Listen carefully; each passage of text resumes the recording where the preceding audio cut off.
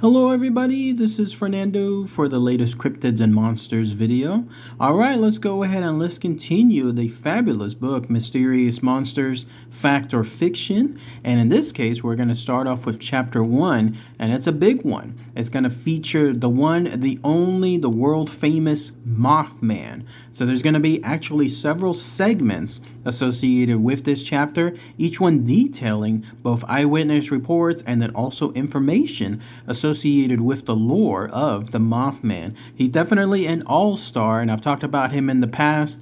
In fact, I have it listed on one of my videos. I'm going to include the link for it below where I featured him on my channel.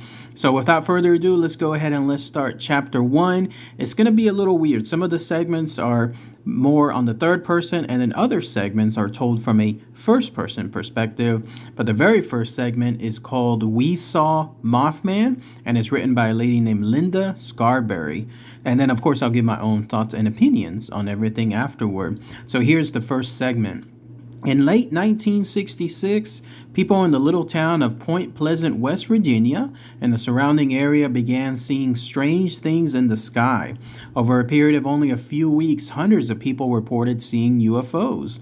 Then on the night of November 15th, two young married couples were joyriding near an abandoned munitions plant called the TNT area outside of town. They saw something that night that they would never forget: a huge human-like figure with wings and glowing red eyes. At first thrilled, then terrified, they soon drove back to town and called the police. Over the next few weeks, several more people saw the creature, which came to be known as Mothman. The creature received nationwide publicity when a freelance reporter, John Keel, wrote a series of newspaper articles and a book called The Mothman Prophecies. Mothman disappeared just as quickly as he appeared. After about 3 unforgettable weeks, he seemed to have left Point Pleasant. Sporadic mountain sightings have been reported over the years in Point Pleasant and elsewhere, as have sightings of similar creatures, but never again in such numbers. Mothman has intrigued people for many years, and in 2000, two young men from Point Pleasant, Donnie Sargent Jr. and Jeff Wamsley, compiled a book of documents about the 1966 events. The following eyewitnesses' accounts is taken from that book. It is written by Linda Scarberry, one of the original eyewitnesses, a few days after she and her friends saw Mothman. At the time Sargent and Wamsley compiled the book, Scarberry's companions did not want to once again be involved in the weird notoriety surrounding Mothman, so they are identified simply as eyewitness number 1, number 2, and number 3. So here's the next segment, the one that's in the first-person perspective. We were riding through the TNT area on a side road by the old powerhouse building around 12 o'clock on Tuesday night, November 15th, 1966, when we came over the small rise in the road. All at once, eyewitness number 3 yelled for us to look at that thing in the road. I looked up and saw it go around the corner at the old powerhouse. It didn't run, but wobbled like it couldn't keep its balance. Its wings were spread just a little. We sat there a few seconds, then eyewitness number 2 took off. I kept yelling for him to hurry. We didn't even stop for the curves. We got out on Route 62 and was coming down the road, and that thing was sitting on the second hill when you come into the first bad curves. As soon as our lights hit it, it was gone. It spread its wings a little and then went straight up into the air. When we got to the armory, it was flying over our car. We were going between 100 and 105 miles per hour down that straight stretch, and that thing was just gliding back and forth over the back end of the car. As we got there in front of the lights by the resort, it dived at our car and then went away. I could hear the wings flapping as if to get more speed as it went up. We were all terrified and kept yelling for eyewitness number 2 to go faster. As we came into that straight stretch by C.C. Lewis's farm, the thing was over our car again. Then it disappeared as we came into the lights by C.C. Lewis's gates. We went on downtown and stopped at Dairyland and tried to decide what to do. We just sat there and looked at each other. Then the next segment is a dead dog and a winged monster. I wanted to go to the police, but eyewitness number 3 and eyewitness number 2 kept saying they just laugh at us. We talked about it a while, and both eyewitness number 2 and 3 wanted to go back the road. Eyewitness number 1 and I kept trying to talk them out of it, And finally, when we got to C.C. Lewis's gate, they decided they didn't want to go back, so we turned around. As we were turning, we saw a big dead dog lying along the road. When we were almost turned around, this thing jumped out from behind something and leaped over our car and went straight through the field onto the other side of the road. We decided to go to the police then and went down and around Tiny's drive-in looking for them.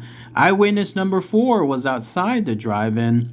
We're getting ready to take a couple boys home, so we told them about seeing this thing and asked him to call the police. After the police came, we went back up the road in our car with eyewitness number 4, and the police were about 1.5 miles behind us. I saw it then in a pasture field with its wings out a little, walking towards the car, and then it went straight up into the air and came at our car. As eyewitness number 4's car lights came over the rise in the road and the lights shined on it, it suddenly disappeared. We went up and down the road looking for it, but didn't see it anymore. We went back down to the drive-in and got in eyewitness number 4's car and then went back up. We finally found eyewitness number 5 and got with him and went to the powerhouse building. We sat there with our lights out for about 15 or 20 minutes when I heard that squeaking sound like a mouse, only a lot stronger.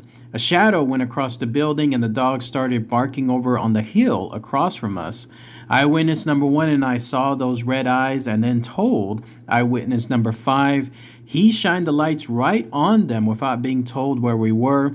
We saw dust coming up from the ground or somewhere as eyewitness number 5 moved that spotlight around. We finally left and came to the trailer. 2 of these witnesses were afraid to go to their apartment, so we decided to stay together, but we didn't go to bed. We just turned on all the lights and then stayed up. Next segment was exploring the scene. Wednesday, we went up again to the building and found these odd tracks around the building. Eyewitness number 3 was around the boilers by himself, and suddenly he came running out, white as a sheet, yelling for someone. He said he saw it in the boiler. That night, it was seen at eyewitness number 6's place, so we went up there, and then eyewitness number 1 and I stayed in the house, while eyewitnesses number 3 and 2, and then a few other bystanders went looking for it. On the way up, I saw it from the highway above the trees gliding back and forth. They searched the area around eyewitness number 6's house but didn't find anything. We started home around 12:30 and then I saw it in one of the maintenance buildings. Eyewitness number 1 and I started crying and eyewitness number 2 took off. I kept thinking about that thing following us again, but it didn't. We went to my mother's and I went all to pieces. Eyewitness number 2 and my dad took me down to the hospital. I finally got back home and we all stayed together that night again, but didn't go to bed until about 3 or 4 o'clock. We were still too afraid to go to sleep. The next day, Thursday, we went back up to the reporters, at least with reporters, and we all heard a clanging noise from inside the building. Eyewitness number 2 and 3 and the reporters went back in and found the boiler door open and it had been shut, at least by eyewitness number 3 when he left a few minutes before that. That night, we went back up, and Mary Hyre and I saw the eyes inside the fenced-off place beside the powerhouse building. On the way home, I saw its eyes back in some trees from the road as the car went past, and then I looked back, and then I could see its form. That is the last time I have ever seen it. And then next segment is called A Man with Wings. To me, it just looks like a man with wings. It was almost like a dirty gray color. It has a body-shaped form with wings on its back that come around it. It has muscular legs like a man and fiery red eyes that glow when the lights hit it. There was no glowing about it until the lights actually hit it. I couldn't see its head or arms. I don't know if the eyes are even in a head. When we came down the stretch of road that was straight by the armory, it didn't even seem like it had any trouble keeping up with us. It must have had very powerful wings. At no time did this thing fly at us from the front of the car. It stayed over the back end of the car while it was chasing us. It seemed to be afraid of lights, but I read in the paper today that it has been seen in daytime in the town. That I don't understand. The prints we found at C.C. Lewis's gate and at powerhouses and at eyewitness number 6's, they look like 2 horseshoes put together but they're smooth.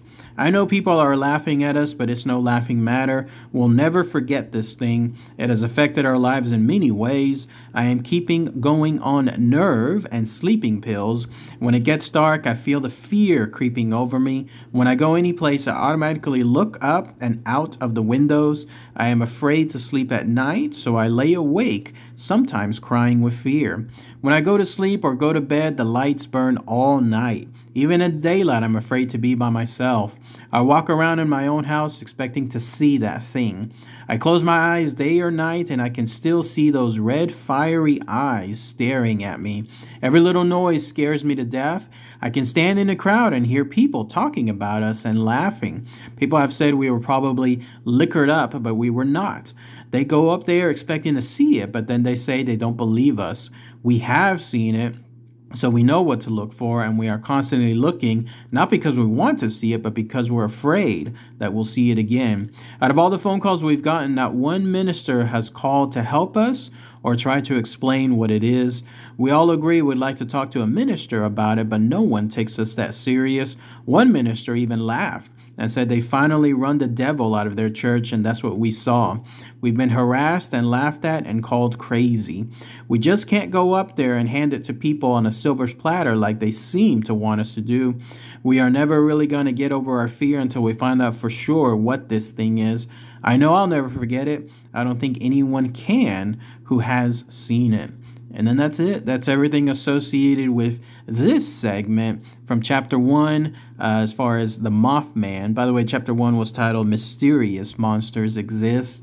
And this was, again, the segment from Linda Scarberry from the book Mysterious Monsters, Fact or Fiction. So let's go ahead and let's talk about that here. Gives you an idea, essentially, of how the chapters are going to work, right? You're going to have multiple segments within each chapter. And then some of those segments will range from third-party perspective to first-party perspective, both personal encounters and then reporting on other things that are happening. But what a way to start things off. Here we have the situation involving the world-famous Mothman. It started off with a little bit of history associated with that fateful time in late 1966, November 15th to be specific, there in Point Pleasant, West Virginia. So it's almost been like, what? A little over 50 years, almost 60 years since that occurred, and yet still to this day, we're still talking about that encounter. And here you have a segment written by an actual person that witnessed one of the first sightings of Mothman. So Linda Scarberry encountered this creature. There were multiple eyewitnesses. It was interesting to see that they were all anonymous, or they all wanted to stay anonymous. More on that in just a moment. But yeah, they basically saw this creature. She was one of the first people to encounter it. This thing started following them very purposefully, making sure that it was basically flying over their car, staying strategically behind the car, even when it went 100 and 105 miles an hour. And then it did so, and it followed them throughout multiple instances. I got the feeling, too, that when they started looking for it afterward, that this thing didn't appreciate that. And then that's why it started in turn following them as well on another occasion there. So it's almost like it's like it's intelligent enough to realize that if something that some people are looking for it, then it in turn wants to make sure that it's following the very people afterward. But yeah, I can totally see why those eyewitnesses wanted to be anonymous, because if you step out of the box and then just look in, who would truly believe something like this, at least originally? Here you have a situation where something is tall, it's towering, it has these wings, it has the legs of a very muscled man, but obviously it's not a man. And then it has these very large red eyes that again light up whenever some lights hit it. And then there it is flying over them, chasing them at over 100 miles an hour. Who's going to believe that? Totally, they would absolutely want to make sure they're anonymous, because as the user stated multiple times, this story would make people laugh at them, and it was true. She ended that segment, poor Linda, stating that yes, people were laughing at them. And so and then the cause, like what happened afterward with the paranoia, here in turn, like she's fearful that this Mothman, the way it was following her after they in turn followed it's almost like it's around every corner to her now. She has to live in a home with all the lights on. Any little noise all of a sudden startles her. She's looking out windows, looking up as well. What a poor situation for this lady. But let me know what you guys think. Post those comments below. There's going to be another set of videos for this chapter, again dedicated to the Mothman. It'll be interesting to see what those perspectives are. All right, everybody. Thanks again as always. Take care. Bye.